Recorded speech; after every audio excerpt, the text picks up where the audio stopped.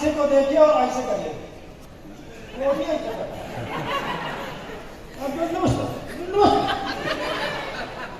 नमस्कार दोस्तों, सबक कुछ सीखा इससे? तो दोस्तों, आज के इस भव्य एलडीपी प्रोग्राम में सबसे पहले मैं आप सभी लोगों का पूरे दिल से स्वागत करता हूं और मैं अपने upline mister Ravindra Shukla sir, Shailendra Shukla sir, management का विशेष रूप से शुक्रिया अदा करता हूं। और दोस्तों, विशेष रूप से मैं उन सभी अपने टीम के लोगों का शुक्रिया अदा करता हूं जिनकी वजह से आज मैं यहां पर हूं। तो दोस्तों, मेरा परिचय शायद बता ही दिया गया है, लेकिन मैं अभी विजय जी बता रहे थे हर व्यक्ति को बेचना पड़ेगा, है ना? तो दोस्तों, मैं अपना इंट्रोडक्शन आपको फिर से देना चाहूंगा।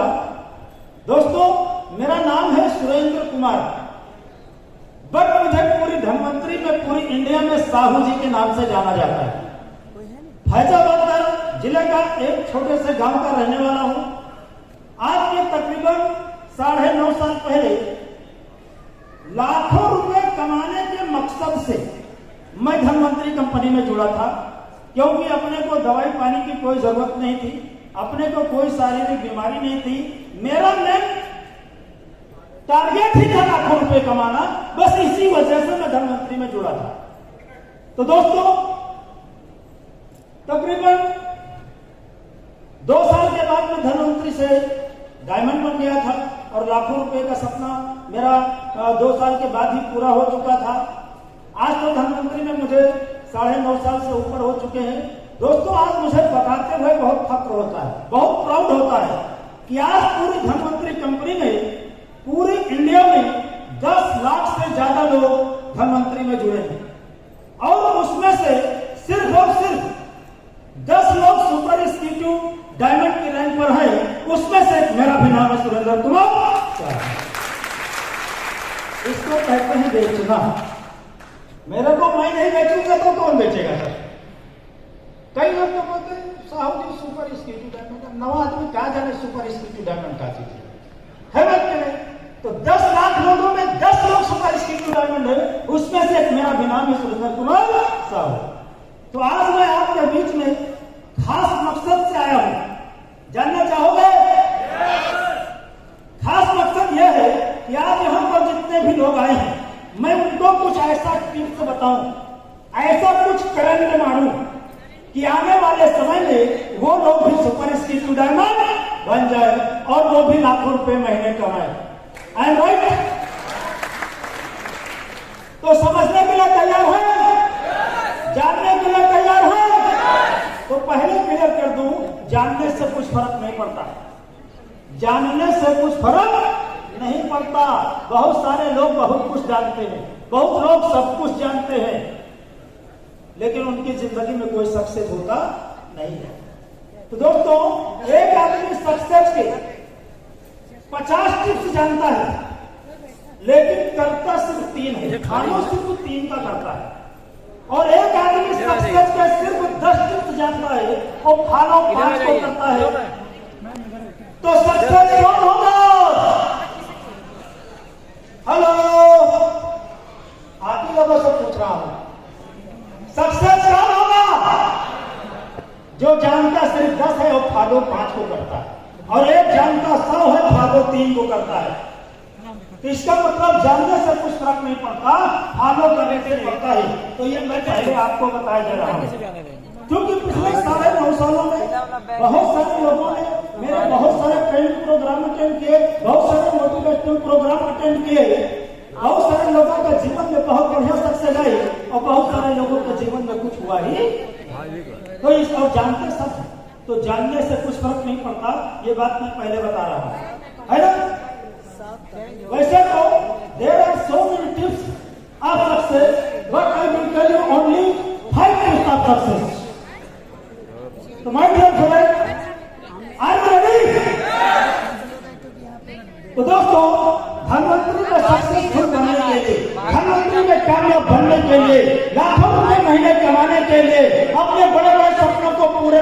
लिए सबसे पहले आपको पीछे हटने का रास्ता बंद करना पड़ेगा। ये समझ में नहीं आया मुझे बात है। दोस्तों, बहुत सारे लोग नेटवर्क मार्केटिंग कंपनी में, धनवंतरी में ये सोचकर जुड़ते हैं, चलो यार थोड़ी देर करके देखता हूँ, 2-4 महीने करके देखता हूँ, हो गया तो ठीक है, नहीं तो छोड़ दूंगा, क्या फर्क पड़ता है। अपन पुराना वाला काम तो है, पीछे हटने वाला काम तो है। अगर आप ऐसा सोचकर धनवंतरी में आए हो, आप कभी कामयाब नहीं होंगे। अगर आपको कामयाब बनना है तो पीछे हटने का रास्ता बंद करना पड़ेगा। इसके ऊपर मैं 1 मिनट की एक कहानी शॉर्टकट में सुनाऊंगा, बात आपको आसानी से समझ में आ जाएगी। सुनने के लिए तैयार हैं?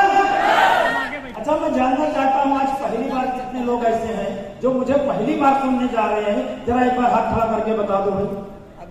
पहली बार वाले भी बहुत सारे लोग हैं, तो इनके लिए भी जोरदार तालियां।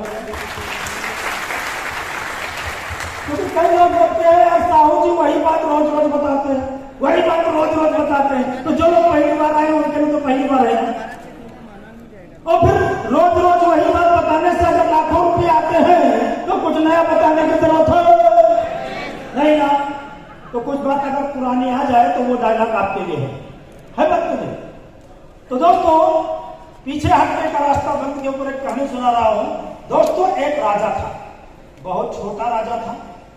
उसके पास सेना सिपाही फौज बहुत संख्या में कम थे, और समुद्र के उस पार एक बहुत बड़ा राजा था।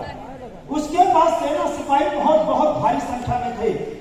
एक दिन छोटे राजा को खबर लगी कि बड़ा राजा नाव में सिपाही भरकर हमारे यहाँ भेजने वाला है और हम पर हमला करने वाला है और हम हारने वाले। अभी राजा बहुत चिंता में था।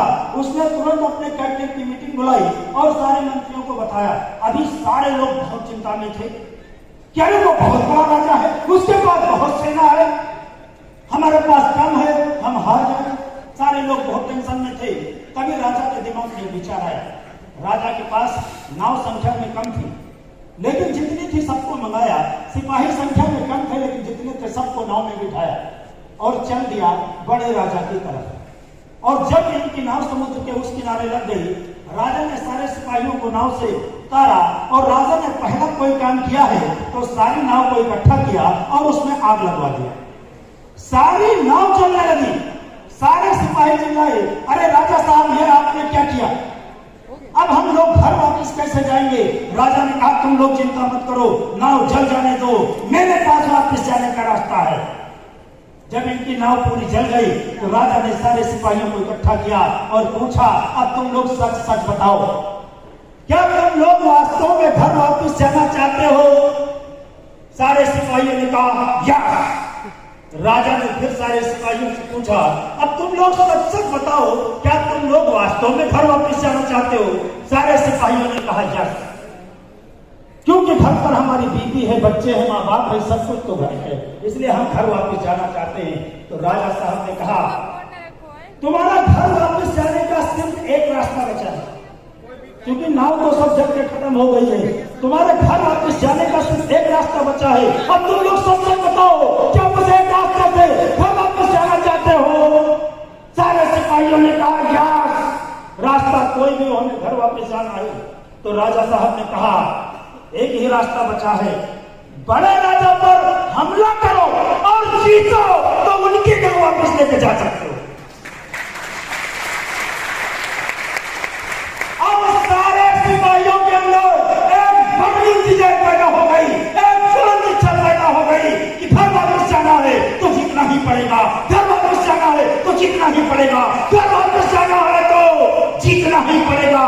अब इस सारे सिपाहियों के अंदर एक ज्वलंत इच्छा पैदा हो गई जीतने की। तो सारे सिपाहियों ने बड़ा राजा पर जबरदस्त हमला किया और जीत गए। ताकत आदमी में नहीं होती, ताकत बर्निंग डिजायर में होती है। ज्यादातर लोग सोचते सफल हो जाए तो ठीक है, नहीं तो कोनो वक्त नहीं। अगर ऐसा सोच के मुख्यमंत्री कर रहे हो, आप सफल नहीं होंगे। आपके अंदर एक बर्निंग डिजायर होनी चाहिए। मुख्यमंत्री में जुड़ गया हो तो सबसे बन के ही रहूंगा, सुपर स्टार डायमंड बन के ही करूंगा, उसके पहले में मरने वाला नहीं। कमिटमेंट आपके अंदर होना चाहिए। टिप्स नंबर 1, ज्यादातर लोग धनवंतरी कर रहे हैं और दिन भर में 5 बार सोच रहे हैं, नहीं सक्सेस भाई तो अपन वाला पुरान काम तो है, नहीं सक्सेस भाई तो हमारा वाला वो धंधा तो है, नहीं सक्सेस भाई तो हमारी नौकरी प्राइवेट वाली तो है। दिन भर पीछे भागने के बारे में ही सोचते रहते हैं। तो ऐसे लोग कामयाब। तो अगर सक्सेस बनना है तो पीछे भागने वाली जो नाव है आपकी, कोई ना कोई होगी। कोई के 5,000 उधर से आता होगा, 3,000 आता होगा, 8,000 आता होगा।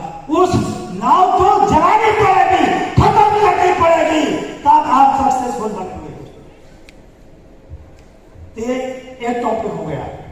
दूसरा मैं आपको बता दूं, अगर आपको धनवंतरी में सक्सेसफुल बनना है तो त्याग करना पड़ेगा। त्याग सुने हो ना? आपने बहुत सुना होगा, यार फलाने भैया बहुत त्याग करें, बहुत त्याग करें। तो आप अगर सक्सेसफुल बनना हो, त्याग मैंने होता है छोड़ना, यार छोड़ना। अगर आपको सक्सेसफुल बनना है तो आपको त्याग करना पड़ेगा। किस चीज का त्याग करना पड़ेगा? फालतू कामों का त्याग करना पड़ेगा। नाच नौटंकी, हेलो, नाच नौटंकी, बरहा छठी, ये जागरण वो जागरण, क्यों? शादी विवाह मुंडन अड्डे बड्डे मेला, नाच नौटंकी, फिल्म सिनेमा धारावाहिक, यार दोस्तों से गप्पेबाजी, अखबार पढ़ना, इधर उधर की बातें करना। जिन कामों से पैसा नहीं मिलता उन